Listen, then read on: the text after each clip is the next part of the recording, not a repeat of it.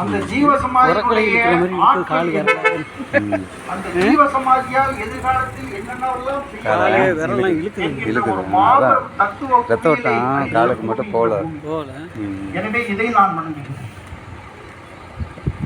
சகோதரர்களே, சுவாமி அவர்கள் சமாஜத்தை உருவாக்கும் பொழுது ஒரு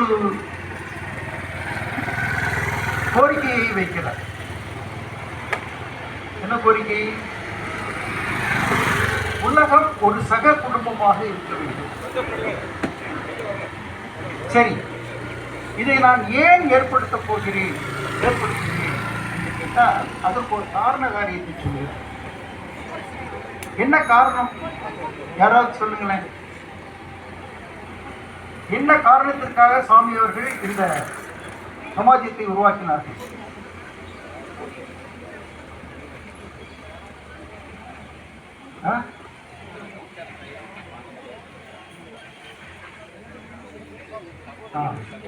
அமெரிக்கா கரெக்டா சொன்னார். அப்ப என்ன இல்லை? லோகத்தில் சாந்தி ஏற்படுவதாக இருந்தால் நாம் சமாஜத்தை ஏற்படுத்த வேண்டிய அவசியம் இல்லை. லோகத்தில் சாந்தி ஏற்படுவதாக இருந்தால் நாம் இந்த சமாஜத்தை ஏற்படுத்த வேண்டிய அவசியம் இல்லை. சரி, அப்படியானால் லோகத்தில் சாந்தி ஏற்படாமல் இருப்பதற்கு என்ன காரணம்?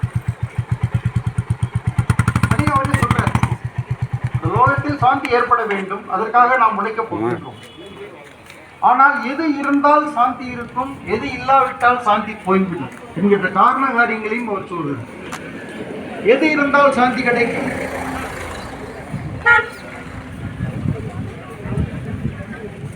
ரொம்ப சிம்பிளா சொல்ற, ராகத்வேஷம்.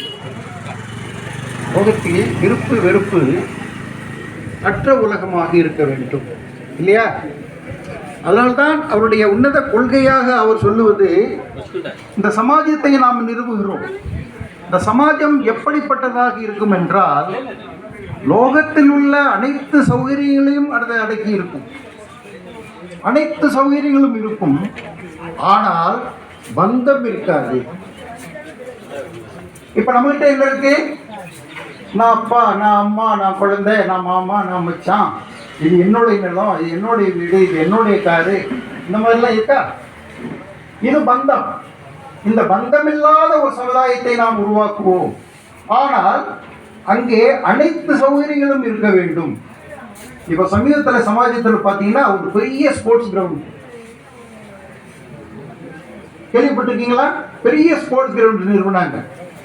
அவ்வளவு வேலையும் செய்தது சமாஜத்தில் இருக்கக்கூடிய குழந்தைகள்.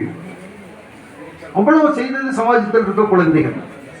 அதை வல்லுநர்கள் என்று வெளியாக இருந்து 2-3 பேரை வச்சுக்கிட்டாங்க. இது இப்படி செய்யணும், அப்படி செய்யணும்னு சொல்லிட்டு வழிகாட்டுதலுக்காக வைத்துக் கொண்டார்களே தவிர செய்தது அவ்வளவும் அவர்கள் தான். எத்தனை பேர் சமாஜத்துக்கு போயிருக்கீங்க?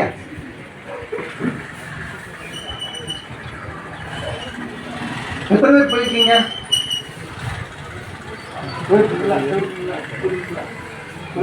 எல்லாரும் போயிருக்கோம்.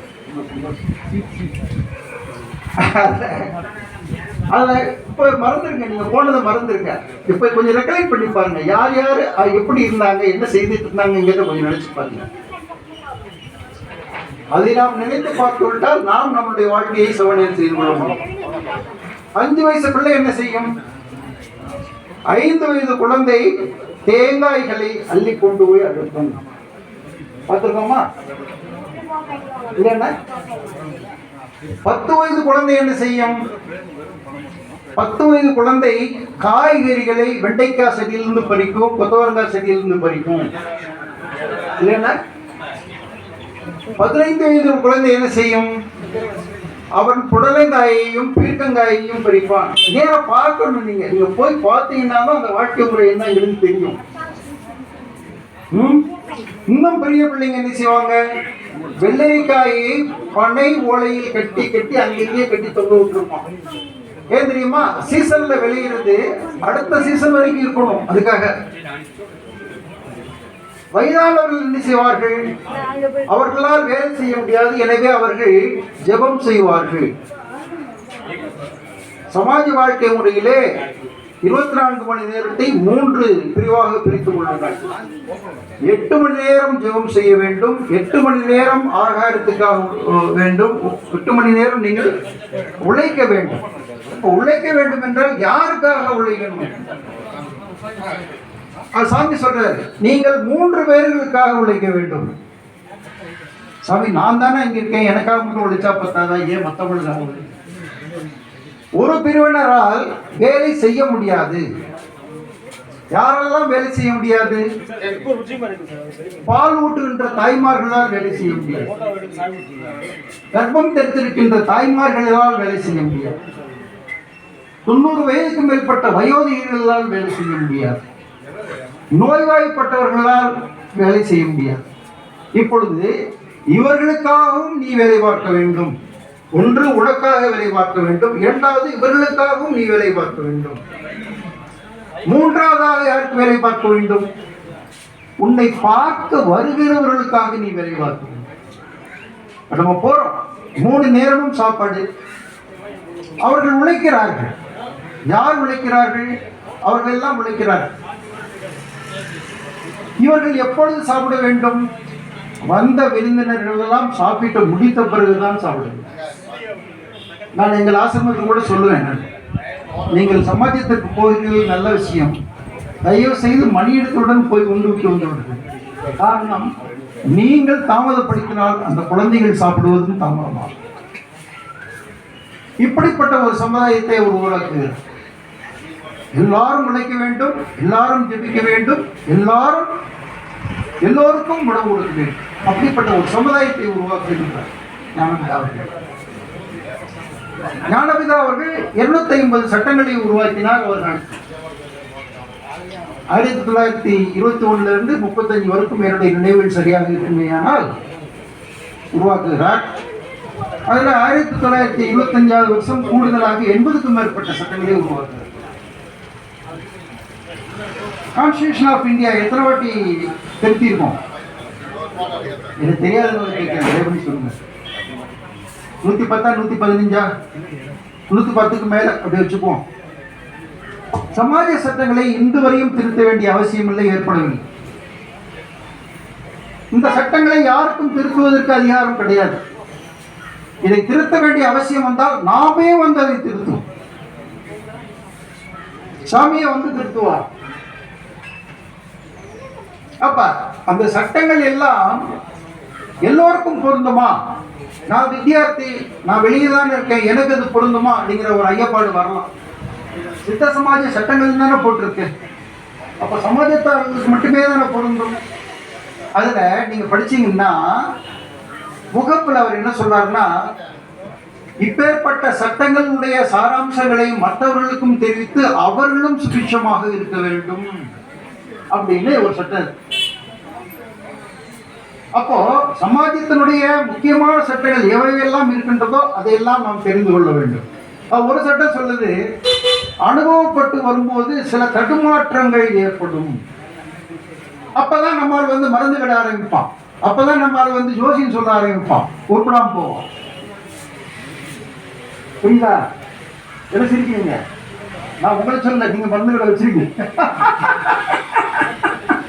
ஜம்மு பண்ணி உடனே சந்தேகம் வச்சு என்னடா இருந்தாலும் பேச கூட்டு நம்மளே போட்டு தாக்குறேன். இன்னைக்கு கூட அவர் இயற்கையான டாக்டர்.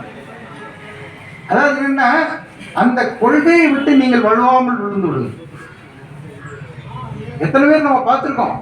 அவங்களை பத்தி பேச வேண்டாம், சொல்ற. அதாவது சட்டங்கள் எப்படிப்பட்டது.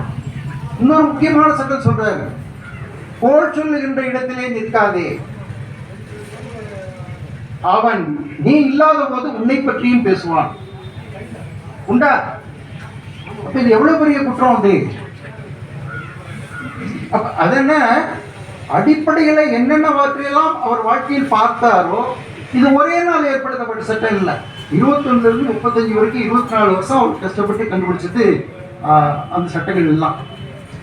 இப்படிப்பட்ட முக்கியமான சட்டங்கள் வாழ்க்கைக்கு உதவிக்கூடிய சட்டங்கள். சித்தவித்தை என்றால் என்ன? சித்தவித்தை என்றால் என்ன?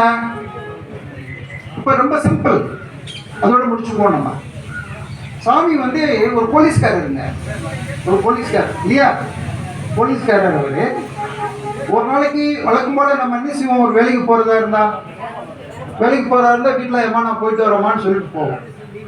அந்த அம்மாவும் போட்டு சரி இங்கே போயிட்டு வாங்க, வரும்போது ஒரு 3 லிட்டர் பாலும் ஒரு 2 கிலோ காய்கறியும் வாங்கிட்டு வந்துருங்க. ஏதாவது ஒரு வேலை சொன்னால் தான் தாய்மார்களுக்கு சுகமாக இருக்கும். புருஷங்காரன் திரும்பி வந்தால் சும்மா வரக்கூடாது, ஏதாவது கையை பிடிச்சிட்டு வரணும், அப்போ தான் அதில் சுகமே இருக்கு. உண்டா இல்லையாம்மா? எனக்கு வந்து தப்பாக இருந்தால் தப்புன்னு சொல்லுங்க. இல்லை நான்லாம் அப்படிலாம் சொல்கிறது இல்லை, எங்கள் எல்லாத்தையும் வாங்கிட்டு வந்துடுறா ரொம்ப சந்தோஷம். இல்லை அவர் வாங்கிட்டு வந்த பொண்ணை வீட்டில் வச்சுக்கலாம்னு நினச்சிக்கிட்டு இருப்பேன், நீங்கள் இந்த மாதிரி எடுத்துக்கிட்டீங்கன்னு சொல்லக்கூடாது. இது ஒரு நாளைக்கு ஏமா நான் போயிட்டு வரேன்னு சொல்லிட்டு போறாரு, திரும்பி வரும்போது பார்த்தா வாங்கன்னு சொல்றதுக்கு அவங்களால முடியும் இல்லை. வீட்டுக்கு முன்னால பேரு செஞ்சு எல்லாம் போட்டுக்கிட்டு ஒரே சத்தமா இருக்குது, கூப்பாடு. அப்போ எட்டி பார்க்குறாரு, அந்த அம்மா வாங்கன்னு சொல்ல முடியாத